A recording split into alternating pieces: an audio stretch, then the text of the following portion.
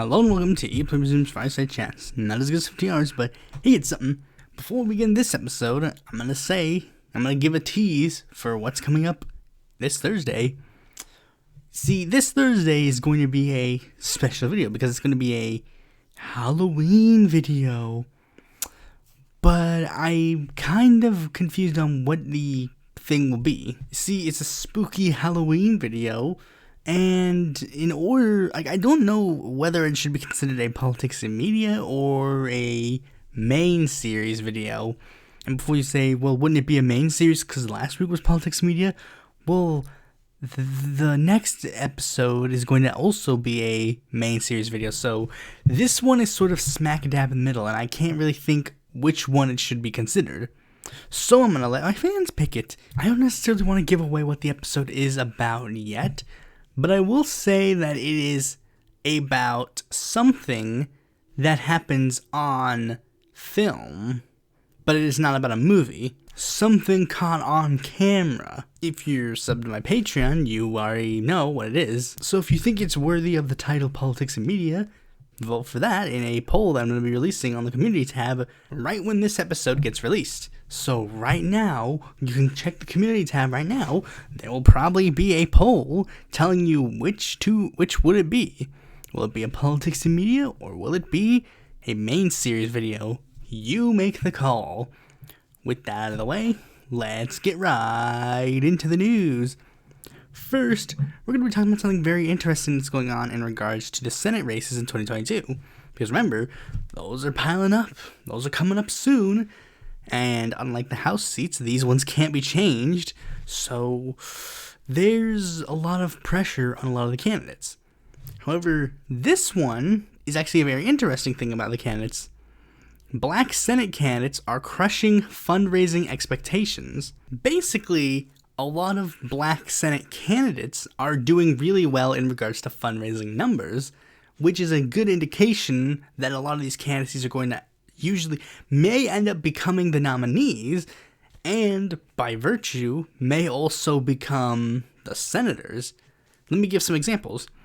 Senator Raphael Warnock got $9.5 million. Val Demings, who's running in Florida, got $8.5 million. Senator Tim Scott got $8.4 million.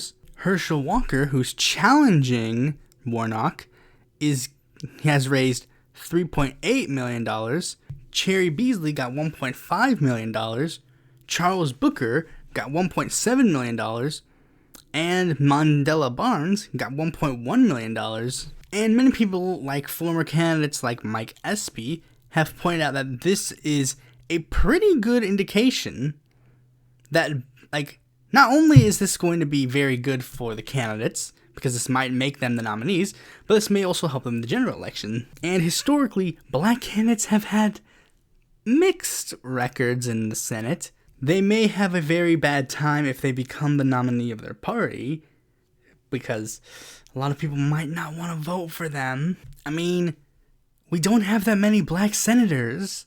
Currently, we have 3, and in all of human history, we've only had 11, and of them, 7 were in the 2000s, and of those 11, a couple of them, a decent number of them were appointed, 4 of them were appointed to their terms, and 2 of them didn't even last that long, Roland Burles and Mo Cohen. They were literally just seat warmers. But if we counted all of the senators that we were supposed to have that were Black, we would have 12. As you can see, African Americans seem to have a very difficult time getting in the Senate. Oh yeah, I forgot to mention, don't even get me started on all the African American senators that were women, all 2 of them. One of them was pre-2000s, one of them was 2000s. And there was this whole big controversy with Kamala Harris, going to serve in the Senate. Not serve in the Senate, serve in the, vice presidency, because that would mean we would lose our only female African-American senator. Many people are saying we may be poised to get another, but I don't know. We'll have to wait and see. Hopefully these fundraising numbers will at least help a lot of the good candidates, like Raphael Warnock, Mandela Barnes. But, if someone like a Val Demings gets in as well, oh well, that's fine. An African-American woman senator, that's fine, yeah. the more African American senators, the better. Well, not necessarily, but for more diversity's sake, yeah. But still, platform-wise, I want good senators, people like Richard L. Watkins, Mandela Barnes, and maybe more, depending on who I end up endorsing in Florida. So, next story comes also from the Senate. Kyrsten Sinema had a lot of advisors resign. 5 members of Kyrsten Sinema's Veterans Advisory Council resigned this week over her opposition to multiple aspects of Democrats' sweeping social spending bill. In a letter released Thursday, the veterans hammered Sinema over her refusal to fully support President Biden's Build Back Better agenda, as well as her opposition to abolishing the filibuster, the 60-vote threshold for most legislation in the Senate that has consistently thwarted Democrats' legislative priorities. You have become one of the principal obstacles to progress, answering to big donors rather than your own people. We shouldn't have to buy representation from you, and your failure to stand by your people and see their urgent needs is alarming, the 5 wrote in the letter, which was released by the Common Defense. Now, I will say this. I was right, everyone else was wrong, suck it. Because I knew Kyrsten Sinema sucked, but a lot of lefties were still like, yeah, we still gotta support Kyrsten Sinema, because Kyrsten Sinema will save the day, because she's our bi queen. It's like, shut up. I don't know. This is terrible. Like, if she was the only bi representation in the Senate, that stinks. It's a good thing we have Harris Wofford, otherwise bi people would be terribly misrepresented in the Senate. Kyrsten Sinema was a blue dog idiot who literally just went back on every single principle that she stood for, and this is exactly what I thought would happen, and we essentially are still in a minority. Like, anybody who wants leftism at all, like Kyrsten Sinema or Joe Manchin or any of the sort, they don't give you anything. It's just so stupid. And her state is catching wind of this because let's take a look at some interesting that's going on. A poll was conducted by Data for Progress, which showed Kyrsten Sinema against basically anybody who may potentially challenge her. Greg Stanton, Ruben Gallego, Kate Gallego, Regina Romero, and no matter the matchup, no matter if it's a 5-way race or if it's a 1-on-1 race between any of the people, she loses. Like, look at the poll numbers. In a 5-way matchup, Gallego wins with 23%, though to be fair, 26 are undecided. In a 1-on-1 with Kate, Kyrsten loses with 25%. A 1-on-1 with Regina wins with 55%. 1-on-1 with Stanton wins with 59%.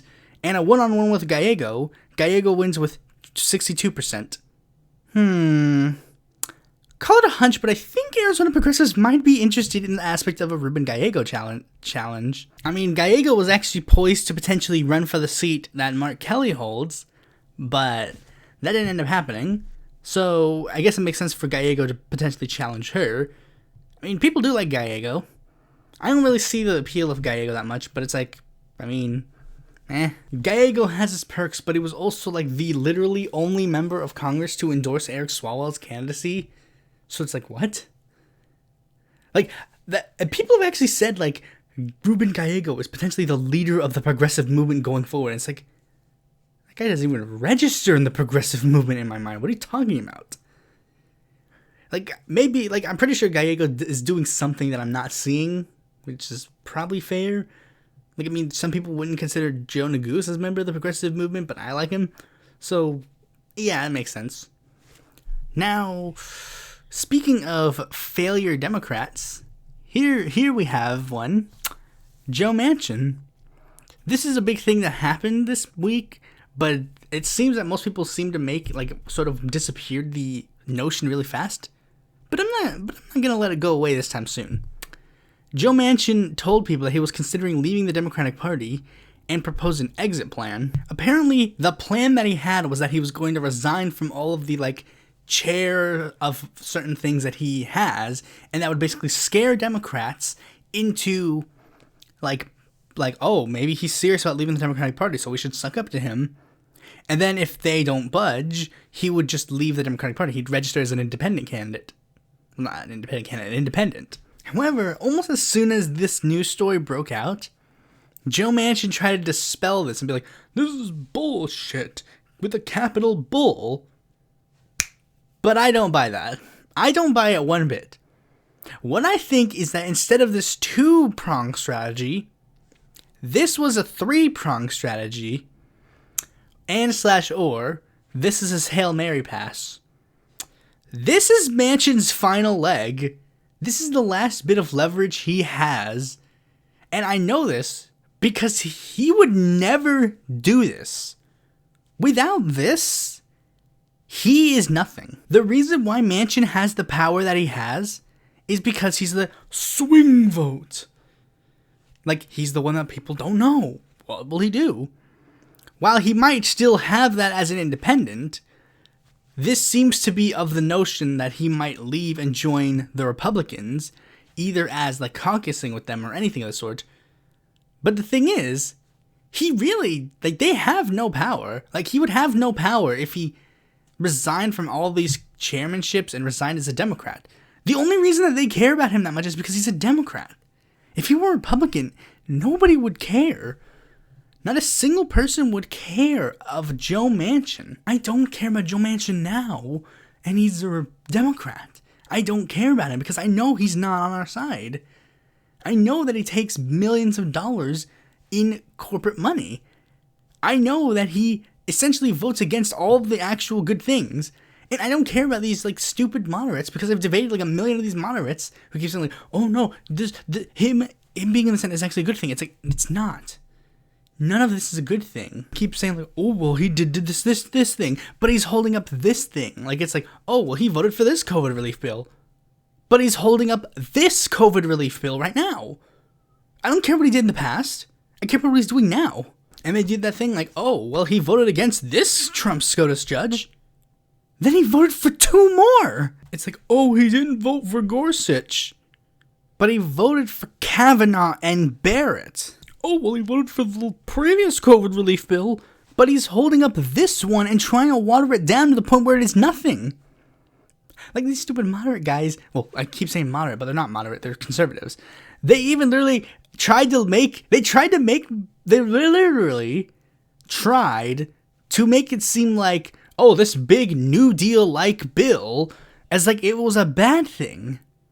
It's like, oh no, you're comparing what I want to literally one of the greatest pieces of legislation in American history. Oh no. I literally and I told them point blank, like, oh, how can you sit there with your smug face defending some rich asshole? And then they're like, not everyone you disagree with is rich, dude. And it's like, Joe Manchin has a net worth of between $4 and $12 million.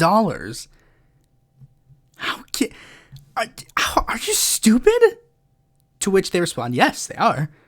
Well, they don't say they're stupid, but they say stupid things. They don't even know how the bill worked.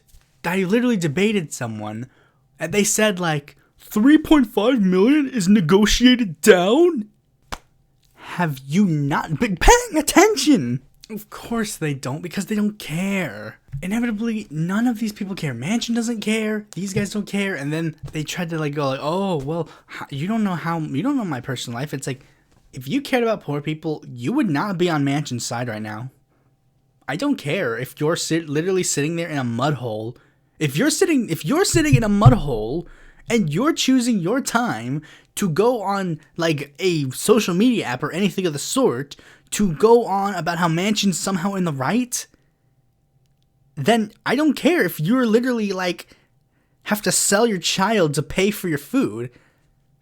You clearly don't care about poor people, and you clearly don't care about yourself. It's like Scott Cawthon. I was like, I love gay people. You vote for anti-gay politicians. You care about nothing. It's just so dumb. And of course, this is off track. It's like, what do you actually think about Manchin leaving the Democrats? Go, bye. No one will miss you. No one will care. The fact of the matter is, he isn't. And not because he said like, oh, well, no.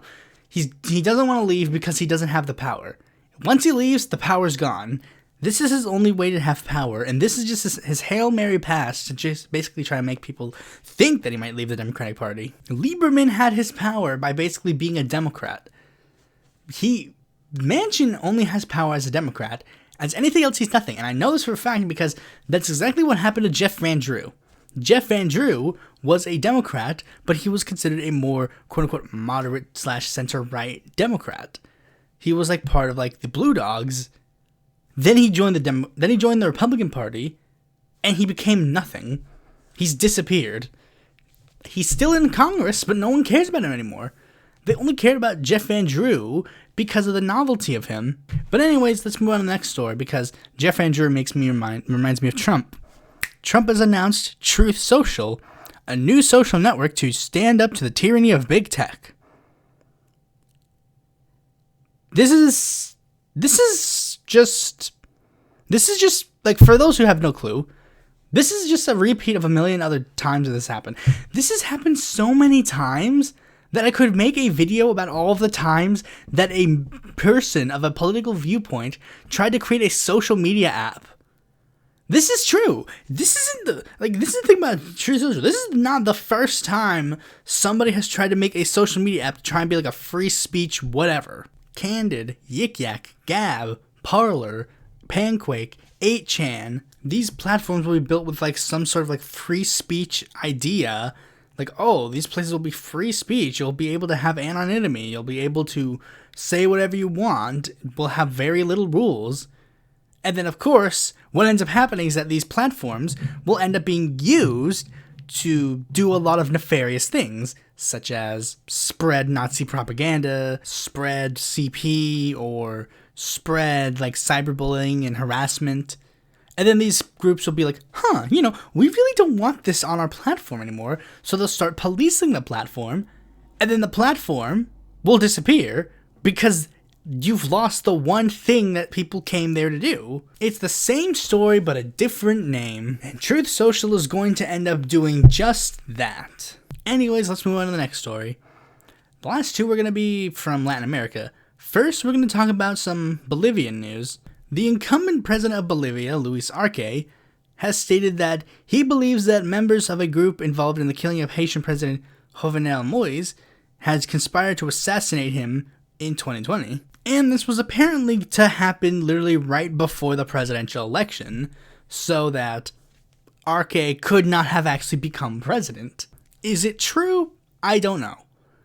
But apparently he has some information that reveals this, and some news sources haven't been able to receive those news sources like that he stated that he has. But it is potentially possible. I mean, crazier stuff has happened in Bolivia, let's be real. We just have to honestly wait for more stuff to happen. Like, more evidence to come out. I mean, again, I don't know if it's real. It's potentially real. But again, we have to wait and see. So the next story is about Nicaragua again. Oh boy.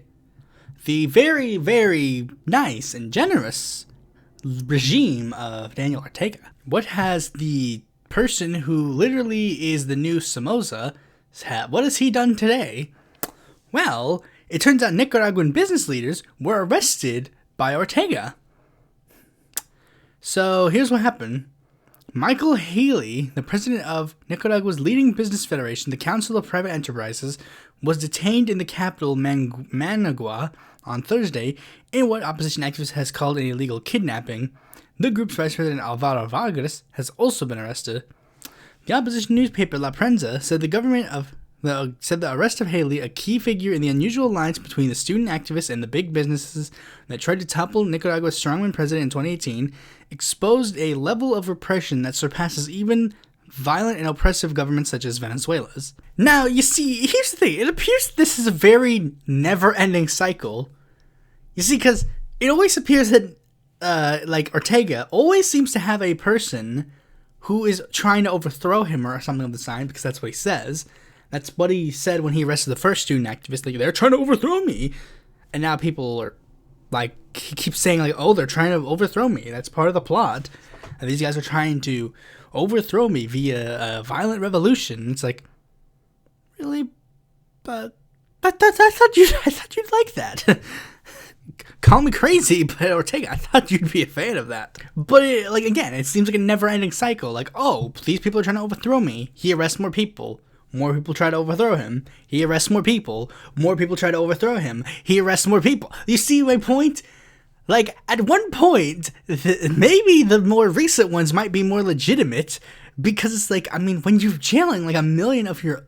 He's jailed essentially his entire opposition. The only people who are running against him in the election are like political has-beens who have absolutely nothing to gain. Like, they're not going to win in the slightest. The remaining, like, he's arrested a ton of people. He's jailed millions, like, not millions, like hundreds of activists. I say millions because I'm exaggerating in my head, because this just seems like so blatant. I always use the comparison with Colombia because there are a lot of people who are just so dumb and they don't understand. Like, oh, they say that, like, oh, they were praising Nicaragua, but they're also saying that Colombia was evil. But it's like, these situations are the same. One just so happens to be using the moniker of leftism.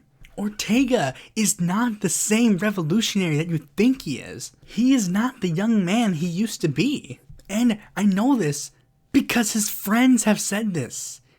Other opposition people, like people who have worked with Ortega during the revolution, have said that. People who have looked up to Ortega and have voted for him because they thought he was this great hero.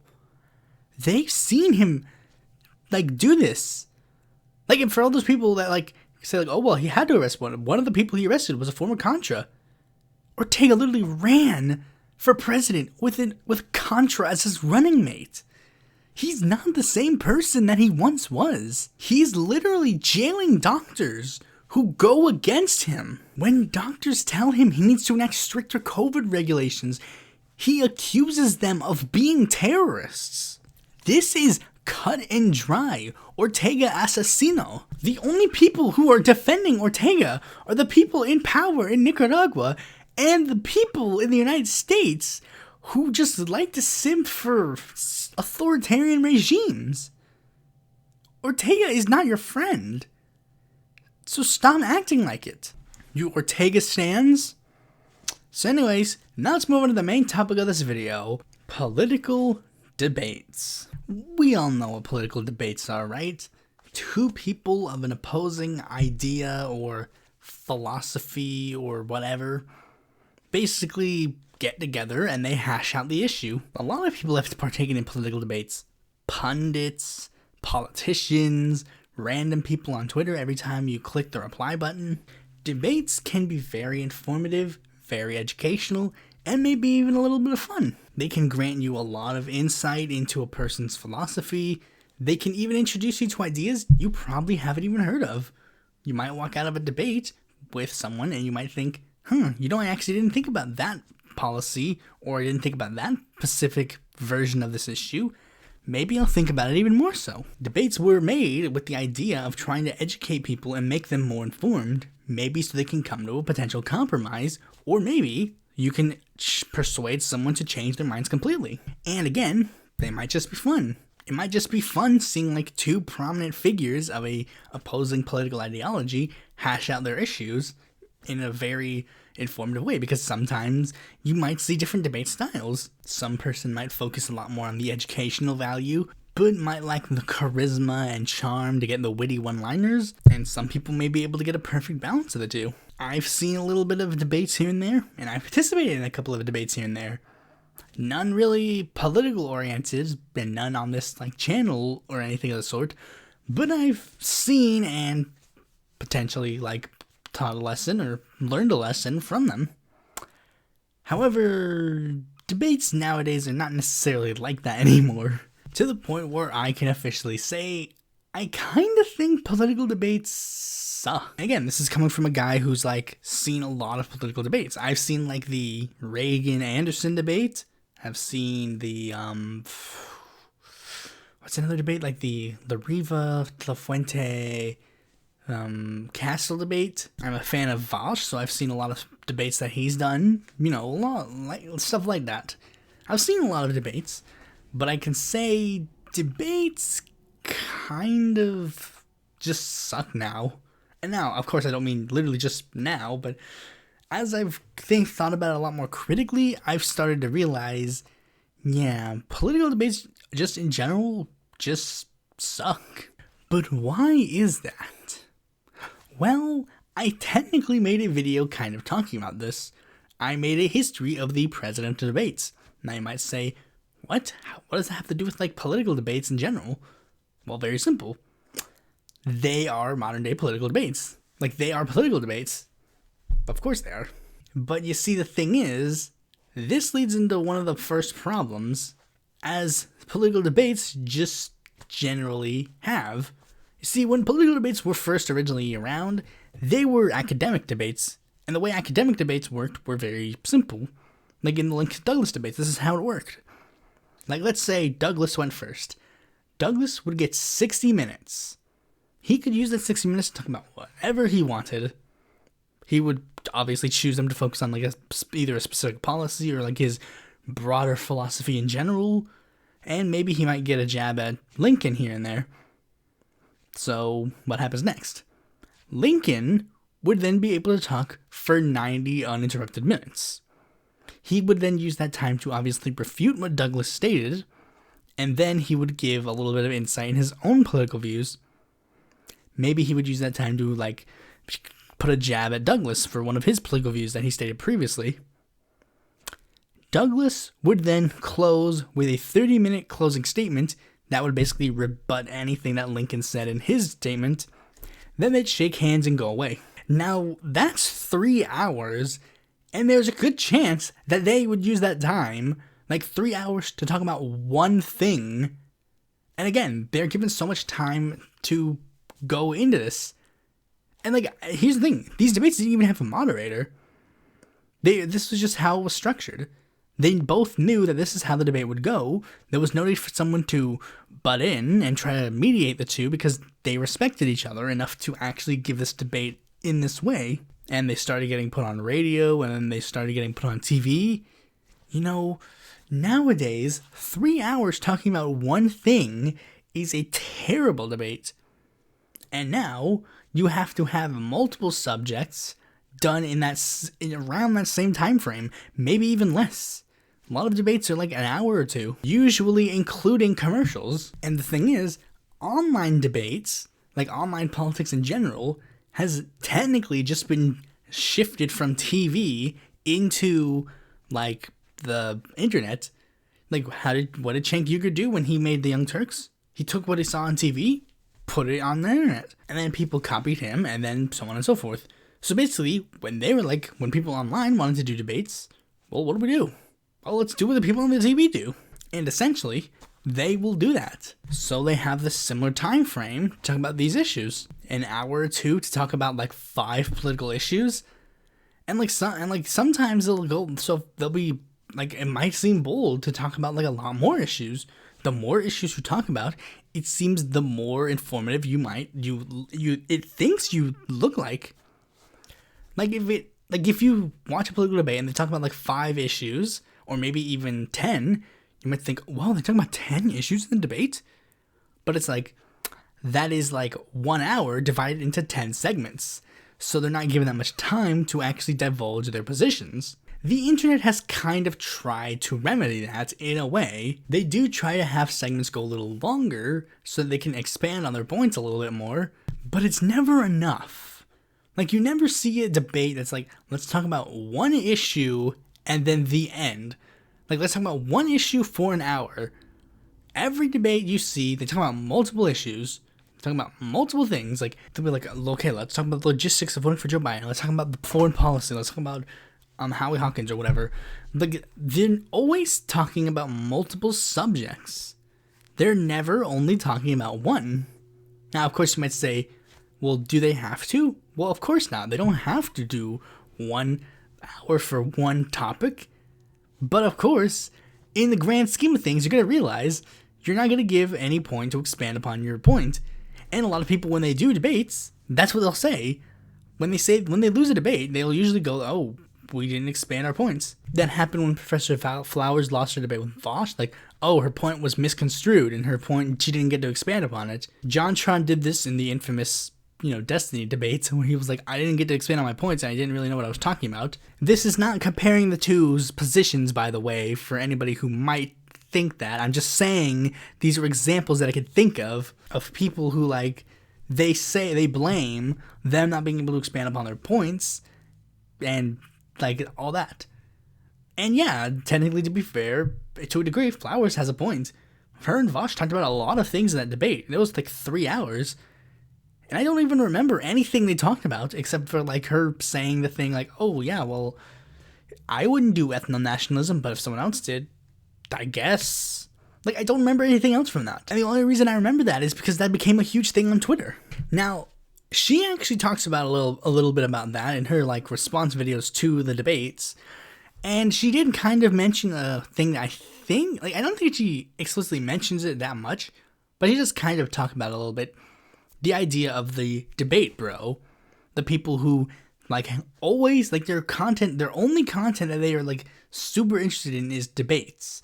Like, they only do debates. They basically debate everybody on the positions to try and build up the crowd or something. Is that a problem? Not necessarily, but I can see why it is potentially an issue. And we're seeing this a lot with a new person who's entered the scene, Jackson Hinkle. He said, like, literally on his stream with Dylan Burns, like, oh, I'm going to debate all of you. But why? Like, what point do you have to debate any of these people? Like, yeah, I get you might want to talk to them, but it's like, why do you feel the need to get into a debate with them? Of course, it's to build his crowd, and Vosh kind of did the same thing. He debated literally everybody. That was his shtick. He was like the quote-unquote debate bro, even though I really haven't seen him do like a debate in a while. His shtick was that he was the debate bro. That was how he got his fame. He would debate everybody. And that's usually a thing that people do. Like Hunter Avalone, Xander Hall, all these people, they would like debate me on Discord, and they'll include a link to their Discord right underneath their YouTube channel so you can debate them. You see, this is the issue that they're saying. Like, these people don't want to debate for the sake of debate or trying to raise issues or anything of the sort. They want to debate to make content, to make clicks. And yeah, that can be an issue, but it also might not be an issue. Like, it's sort of like the same thing with every other lefty content. Some people might want to make a hour-long video essay because they genuinely really like it, or they might want to make it because they think it'll get really massive clicks to their channel. Granted, I used a very terrible example because nobody would make an hour-long video essay and then expect that to, like, blow up. But you get my point. Some people may be legitimately interested in trying to spread their ideas through the debate-like model. That's their way of expressing their ideas. That's their way of trying to spread socialism or something. Is that a bad thing? Not necessarily. But I can definitely see why it might rub people the wrong way. Especially when, and this is a thing that happens quite often, you will have a disagreement with someone on Twitter, and then the response will be, come on my show and debate me. And that is also another problem. That problem actually leads into another problem, but we'll talk about the first one first. The problem that leads to is that the platform that you are being put on is not a neutral one. Think about it. Let's say you're a person on the internet. You're being invited on someone else's show to debate them. A debate that they will have full editorial control over, and they can frame it any way they want. The title can frame it in any way, the editing can frame it in any way, or anything of the sort. Granted, a lot of people try to do debates live, so they try to mitigate this, but it's like, yeah, how can, like, eventually something's gonna happen that's gonna make it not as, like, even at the end of the day, if they go, like, completely unbiased, like, if they go, oh, Professor Flowers debate with me, and it's like, oh, see, there's nothing wrong with the title. He doesn't edit the video in a malicious way. But it's being put on Vosh's channel. Vosh is putting the debate on his channel for people who are more than likely fans of him to see. And by virtue, every single person Vosh brings on to debate, he does not like. By virtue, that is true. 9 times out of 10, the people that he brings on debates, he doesn't like. And he really only says very positive things with the person if the debate really goes well and he really does like it. If he ends up liking the person, the thumbnail will have like a moment where he's like, well, actually, this was a really interesting conversation or something along those lines. But for the most part, he's not really going to do that. He might not be intentionally misleading people into going into this specific way. Like, he might not be pushing people into going that way, but it's still sort of implicit that happens. Like, I watch Fosh's debates. He usually debates people that are dumb and don't know what they're talking about. He'll usually will use an inflammatory title like, this Nazi I debate, so right off the bat, the person he's debating with is a Nazi. It was the same thing with the Shapiro debates all those years ago. He'd be like, he pawns leftist. It's like, see, the video is titled that way so that you implicitly have in your mind, this person won, this person lost. It's implicitly put in your head that the debate went one way. It doesn't matter what happens in the rest of the debate. You have it in your mind already that is what happens. In one of those Ben Shapiro owns compilations, he can rip off of his shirt and start rubbing himself and then eat peanut butter, and then they'd be like, see, he owned the college lib. Nobody would bat an eye, except for the people who don't like Shapiro. And that is actually another problem with debates. You see, the truth of the matter is, for most academic debates, they get nobodies. Like, let's be real. There was like a debate that was at like my old college, and the debate was essentially literally nobodies. But that's not the case for most debates online. Debates online are like Kyle Kulinski and, I don't know, Michael Brooks. This debate was old, obviously, but like these two people, if you go into a debate with Michael Brooks and Kyle Kulinski, and you love Brooks and you hate Kyle, no matter what Brooks says, Kyle loses. No matter how friendly the conversation is, Kyle lost. And it's the truth about every single debate. No matter what happens, if you like one person in the debate and you hate the other person in the debate, it doesn't matter what happens in the debate. You've already made up your mind who won. Like, if I debated Richard Medhurst tomorrow, like, it doesn't matter what I say, all of the Medhurst fans are gonna agree with him and hate me. And it doesn't matter what Medhurst says, everybody who hates pedophiles will already agree that Medhurst lost. Nowhere is that more prevalent than in the debates that were held by Nico House. Like, I'm gonna play a segment of a debate between Nico House and Vosh, and this will just show what I mean. I know it's long, but bear with me. This just explains everything. Just define fascism. I don't know why we're having a 30-minute discussion. Sure, okay. If it's right there. All right, this is good. That hard. So the first point is the cult of tradition. The second point is the rejection of modernism. The third point is the cult of action for action's sake. The fourth point is disagreement is treason. The fifth point is fear of difference. The sixth point is appeal to social frustration. The seventh point is the obsession with a plot. The eighth point is the enemy is both strong and weak. Is there something funny? Oh, yeah. It's not. Yeah. You're literally reading off. So. Yeah, wait, that's what you asked me to do. No, I'm actually very happy that you decided to do that. You literally, you begged me to do this. I figured you were going to help substantiate my point, and that's why I'm laughing. Because if we just look at several of those points, just right off the bat, just basic analysis. Yeah, wait. We can have. Wait. We're not done. Wait, we're not even done with the definition. Oh, okay.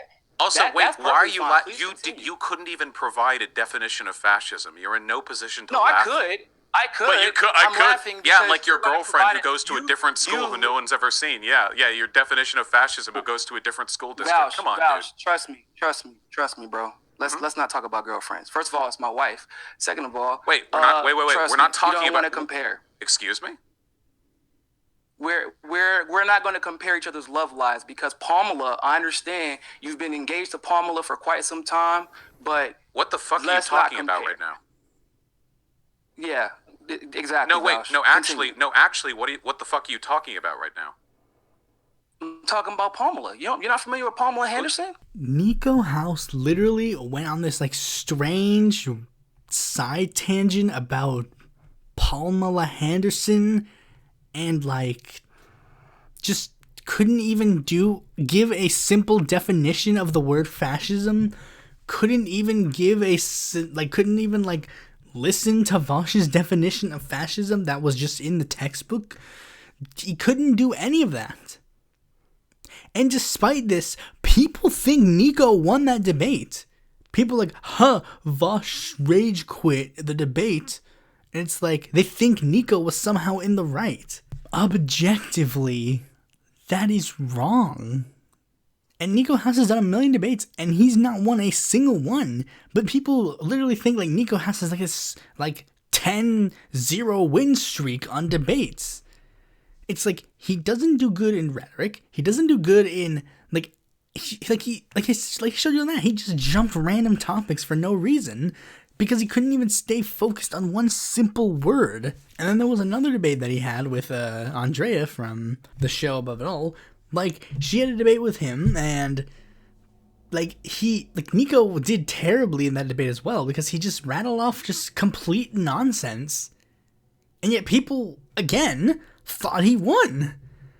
And that shows debates are just so dumb. Because literally what happens is that you go to your echo chamber, you watch whatever you want to watch, you see whatever you want to see, and no matter what the other person says, the person you came into the debate thinking would win. The same thing can be said for Jackson Hinkle. He did terribly in his debate with Vosh, and he did terribly in his debate with Dylan Burns. And yet he's running around flexing himself like, I won! Yes, I am the winner! I will take down Hassan! It's like, but you didn't win. You couldn't even stay focused on one simple topic during the Vosh debate. And the same thing for Dylan Burns. You literally said at one point during one of the debates, oh yeah, I left, I got water. It's like, you are not a smart person. You literally are not at all remotely... these people literally lose all their debates and then they claim victory. They literally just trump it up, and that is the truth. Because that's what Trump did. He lost his debate with Biden, and he claimed that he was the victor. Then he lost the election with Biden, and he claimed he was the victor. Here's a very good notice about people who debate. If they have to go around literally going I won that debate! I won! They didn't win. They didn't win. That's the truth. So yeah, debates have just generally went downhill. Again, this isn't even downhill. This is stuff that has been noticeable to a lot of people for a while now. But it's I can still see the benefits of having a debate. But of course, the way debates are being held online now are just not that. The closest thing you get to productive debates are debates that are held on other people's channels. It's one of the big things. When people say debate me on my show, that's immediately a red flag, and not the good kind. But they're just yeah, you're going on their show to have their audience watch you two debate. The only good kinds of debates online are the ones that are held by that's, I don't even know the guy. You know the guy I'm talking about, the guy who holds the debates with random people. It'll be I brought Vosh and this random guy on the street, and now they will debate. That.